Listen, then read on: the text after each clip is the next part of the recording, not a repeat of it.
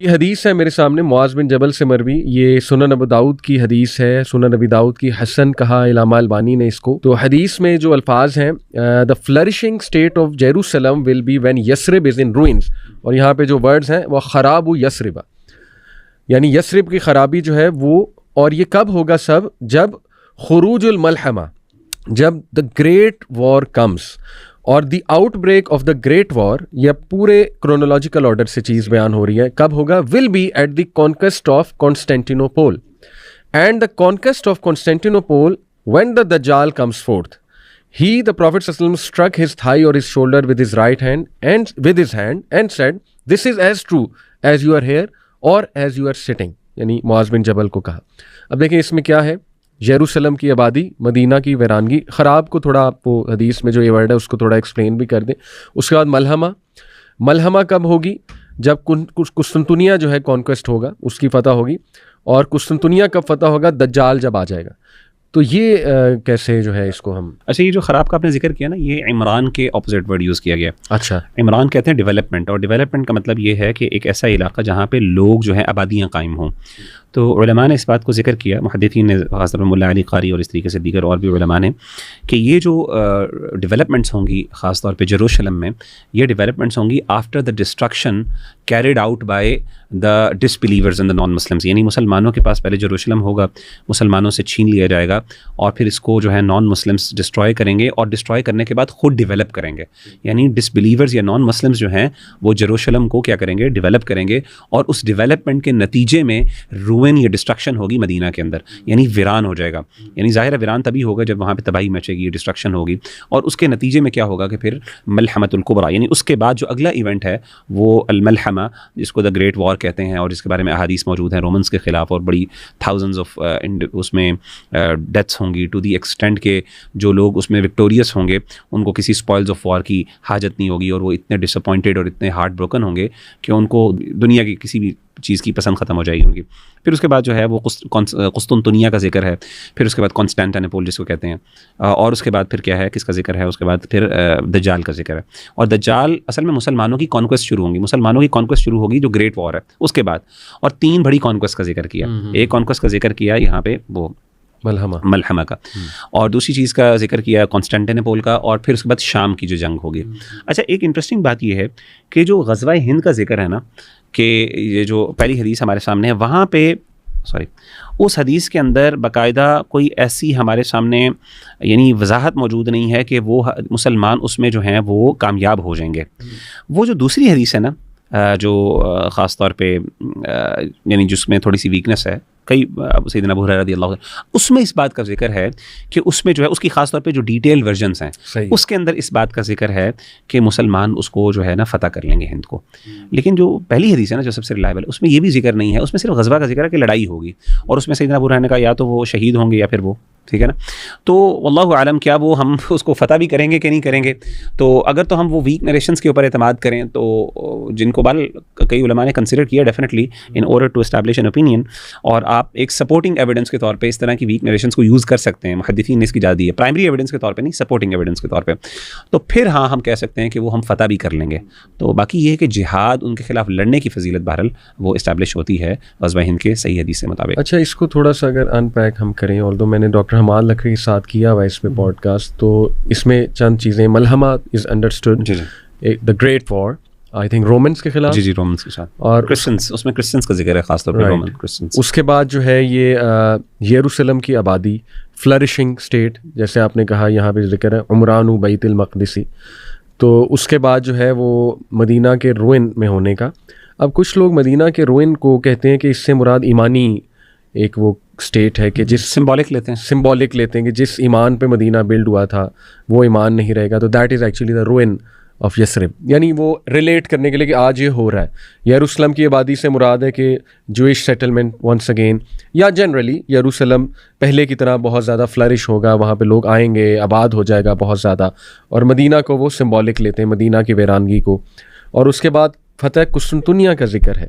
ये बड़ा इंटरेस्टिंग है। इसका मतलब कि इस्तंबुल, दुनिया तो इस्तंबुल है, टर्की, नॉट नेसेसरली पूरा टर्की बट इस्तंबुल, तो वो निकल जाएगा हाथ से फॉर सम रीज़न उसके बाद रिकॉन्कर होगा, दैट्स राइट। अच्छा, ये जो आपने बात की ना कि ये सिंबॉलिक है या मेटाफोरिकली इस्तेमाल किया गया इसको, तो फिर सवाल ये पैदा होता है इसका मतलब है सारा ईमान और नेकी जो है वो सारी उधर बैतुल मक़दस में होगी, मतलब it doesn't make sense in that way. फिर इसका ऑपोजिट, यानी फिर यही है ना कि यहाँ पे आप इसको लिटरल सेंस में ले रहे हैं, वहाँ पे आप सिंबॉलिक ले रहे हैं। लेकिन हो तो सकता है ना, वहाँ पे ईमान वाले तो मौजूद हैं जेरूसलम में। हाँ, ईमान वाले मौजूद हैं, डेफिनेटली हैं, लेकिन वो अब ईमान वाले असल प्रोटेक्ट करें मस्जिद अक्सा को, कह तो सकते हैं कि वो बहुत ज़्यादा। तो मदीना में जो लोग हैं वो मदीना को नहीं प्रोटेक्ट कर रहे। सवाल ये पैदा होता है, अल्लाह ताला बचाए, मदीना पर ऐसी कोई हालात नहीं है। मुझे उम्मीद है कि अगर मदीना पर ऐसे हालात आए तो मुसलमान बैतुल मक़दस से बढ़कर, मैं तो समझता हूँ बढ़कर मुसलमान दिफा करेंगे। और आपको पता है कि इसकी मिसालें मौजूद हैं, जब भी कभी भी, यानी सऊदी अरब जो है वो एक ऐसी स्ट्रेटिजिक पोजीशन में है रिलीजियस पर्सपेक्टिव से कि उसके ख़िलाफ़ कोई जारहियत जो है मुसलमानों का सबसे सेंसिटिव मसला है। यानी अक्सा भी है, मैं उसको इनकार नहीं करता, वो डेफिनेटली है, लेकिन वल्लाहु आलम जो हरमैन है उसकी अपनी एक वर्चू और फजीलत है, उसको हम डिनाई नहीं कर सकते।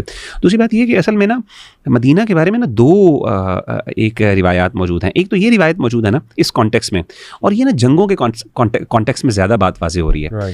जैसे आपने देखा ना मलहमा का जिक्र है, उसके बाद कुस्तुनतुनिया का जिक्र है, फिर खुरूज दज्जाल है जिसमें लड़ाई झगड़ा है। इसी तरीके से इससे पहले इमरान है, और इमरान की भी उलमा ने जिक्र किया कि यरूशलेम में तबाही होगी, उसके बाद उसको डेवलप किया जाएगा और मदीना वीरान होगा। मुराद ये कि यहाँ पे गालिबन जंगें होंगी, वल्लाहु आलम, जो कॉन्टेक्स्ट में महसूस हो रहा है। अच्छा, एक और हदीस मिलती है, मैं बिल्कुल ऑथेंटिक हदीस है, वो हदीस अभी मेरे ज़हन में नहीं, इंशाल्लाह हमारी जो आगे चलेंगे हम साइंस ऑफ द आवर पे कभी बात करेंगे तो इस पर इंशाल्लाह ज़रूर मैं प्रेजेंट करूँगा। वो उस हदीस में बाकायदा इस बात का जिक्र है कि मदीना एक्चुअल में वीरान होगा।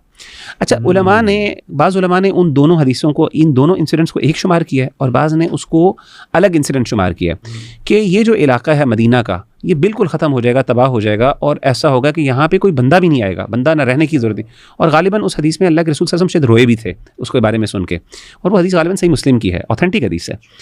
वो जो हदीस है ना उसमें बाकायदा वीरानी के इतने स्पेसिफिक जिक्र है कि वहाँ पे महसूस नहीं होता कि वो मेटाफोरिकल सेंस में बात हो रही है, वहाँ पे यानी इस माने में बात हो रही है। तो कोविड से रिलेट करते हैं? वल्लाहु आलम नहीं, कोविड से मतलब वो तो लोग वहाँ पे मौजूद है ना, वीरान कैसे हो गया? वीरान तो तब होता है जब लोग उस इलाके में रह रहे हैं, वीरान से मुराद है वो इलाके में रह रहे हैं, ठीक है, वो बाहर नहीं निकल रहे लेकिन रह तो रहे हैं ना वहाँ पे। माशाल्लाह पूरी सोसाइटी फंक्शन कर रही है अल्हम्दुलिल्लाह, everything is there except for a fact कि वो बाहर नहीं निकल रहे। तो वीरानी मेरा ख्याल है उस माने में वल्लाहु आलम। अच्छा, मैं ये नहीं कहता हो सकते हैं मीनिंग्स, ये हो सकते हैं, लेकिन मैं थोड़ा सा कहता हूँ ये फार फेच्ड है। अगर आप बाकी हदीसों को भी सामने रखें, कॉन्टेक्स्ट को सामने रखें, तो ये चीज़ें ज़रा फार फेच्ड हैं। बाकी वल्लाहु आलम हकीकत अल्लाह के सामने है। तो मेरी तो ये सब एक बुनियादी अंडरस्टैंडिंग है। तो ग्लोबल कॉन्टेक्स्ट में मैं भी थोड़ी अगर बात करूं कि अभी जो चल रहा है, देखें ये जो 3 इलाके हैं ना, स्पेशली जितना मेरा मुतालिया है, आप भी बात कीजिएगा कि आई थिंक ग्लोबल जो एक वो मलहमा है ना, वो इन 3 इलाकों में जो टर्मोइल होगा उससे बहुत ज़्यादा उसके चांसेस हैं इमर्ज होने के। शाम, यमन एंड इराक, ये बार बार इनका तस्करा आता है कई हदीस में कि जब इन इलाकों में अनरेस्ट देखो या सैंक्शंस लगते देखो, फिर सैंक्शंस लगाएंगे कौन, ये भी हदीस में बड़ा क्लियर है। रूमी तो उसने बाकायदा बताया कि सैंक्शंस लगाएंगे कौन, रोमन्स। तो शाम, बिलादुश शाम, उस वक्त तो उसमें फ़लस्तीन भी था, जेरूसलम भी था, वो मॉडर्न सीरिया तो नहीं है बिलादुश शाम, उसमें लेबनान भी था इवन। तो मेरे तो ख्याल में कि ये 3 इलाकों में हम देख रहे हैं बहुत ज़्यादा खाना जंगी हो रेजी, और उसके बाद जो ग्लोबल इस वक्त सिचुएशन बन रही है, टर्की फ़िलहाल बहुत साइलेंट है, साइलेंट रोल है उसका, but in shape of Erdogan I believe के they have a good leader, to be honest, this is how I see it. इस्लाम पसंद माशाल्लाह, और कई उनके ऐसे बयानात भी हैं। और फिर इस वक्त जो सुपर पावर्स जिस डायरेक्शन में जा रही हैं, तो मेरे तो ख्याल में मलहमा तो क्लियर नज़र आ रहा है एक तरह से। यानी अल्लाह ताला ने ये बहुत बड़ा वाक़या, जो गज़ा का वाक़या ना, आई थिंक ये बहुत बड़ा वाक़या, जिससे मुझे लगता है कि एक मुसलमानों के पास चांस है to get united, to see कि जो कुरान ने क्लियर कट बातें बताई हैं, they have to think on them, ponder on them, और दे हैव टू रियलाइज़ के स्ट्रेंथ यूनिटी में है। तो ये तो चीज़ चले समझ आ रही है। उसके बाद ये जो है आपने बयान किया कि मदीना भी लिटरली वीरानगी का ज़्यादा, मैंने वो हदीस निकाली, मैं आपको समझ पढ़ता हूँ बुखारी मुस्लिम। आप पहले पढ़ लें। अच्छा चलें, मैं वो हदीस बयान कर देता हूँ आपके सामने।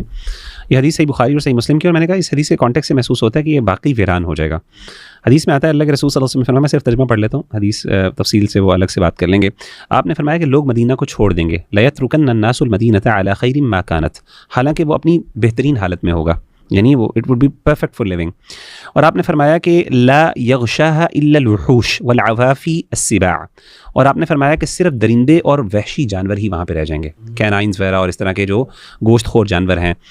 और आपने फरमाया कि आखिर में, और आगे मज़ीद पढ़ें, आखिर में मज़ीद कबीले के आखिर में एक कबीले का आपने जिक्र किया, मुज़ैना कबीले का आपने जिक्र किया, और आपने कहा कि मुज़ैना कबीला के 2 चरवाहे सिर्फ रह जाएंगे और वो अपनी बकरियां हाँकते हुए मदीना का इरादा करेंगे। जब वो मदीना के दरवाजे में पहुँचे, मदीना के दरवाजे के पास पहुँचेंगे तो उसको वीरान पाएंगे। और सनियतुल वदा का आपने जिक्र किया, जो मदीना का जो दरवाज़ा है ना, यानी सॉरी, जब वो उस इलाके में पहुंचेंगे, उसके दरवाजे के करीब पहुंचेंगे, तो वहाँ पे एकदम वो मुंह के बल गिर पड़ेंगे और वो फौत हो जाएंगे, यानी वो भी ख़त्म हो जाएंगे।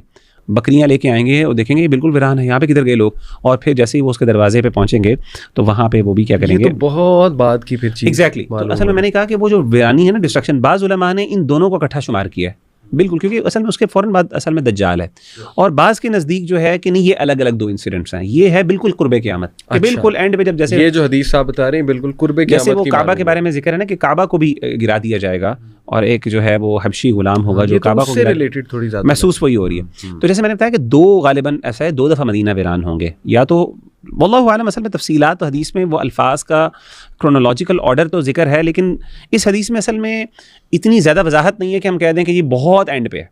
महसूस हो रहा है, ठीक है, अपेरेंटली बिल्कुल ऐसे महसूस हो रहा है, लेकिन वल्लाहु आलम हो सकता है ये उससे भी मुताल्लिक हो। यानी चले, सारी चीज़ें हमने डिस्कस की, अब थोड़ा प्रैक्टिकल एक्शन की तरफ आते हैं। लोगों को ज़्यादा शौक है कि बस बात हो कि war is coming, but war is a very serious thing to be honest, और we should not wish for war honestly. और एक और भी मैं बात वाज़ेह करना चाहूँगा, ऑल्दो मैंने शुरू में भी डिस्क्लेमर दिया कि यार Muslims should not be the people to spread hated. यानी ठीक है, एक नेशनलिस्ट जज्बा, एज लॉन्ग एज इसमें भी थोड़ा मैं क्लैरिफाई कर दूँ ना कि extreme of nationalism is not good, और वो तो हदीस में असाबियत को बहुत ज़्यादा जो है वो डिस्करेज भी किया गया है, बहुत ज़्यादा। बट इतनी नेशनलिज्म इन दैट सेंस कि अपनी वेयर यू लिव, अपनी कंट्री कह लें इन मॉडर्न टर्म्स, उससे मोहब्बत रखना, उसके लिए जज्बा रखना, ये तो नेचुरल है ना मुगीरा, क्या ख्याल है? और उसके लिए जज्बात रखना, उसको डिफेंड करने के जज्बात रखना, that is quite natural, but that doesn't mean कि यू मॉक अदर्स और यू इंसल्ट अदर्स, ठीक है ना? वो तो इस्लाम तो कैरेक्टर का कायल है ना। एक तो मैं ये अपने पाकिस्तानी बहन भाइयों को भी ये नसीहत भी करना चाहूँगा कि देखें, ठीक है, सिचुएशन है, इंडिया सबको पता है कि गलती पहले उधर से हुई है, और फिर the way they are the kind of language they are using.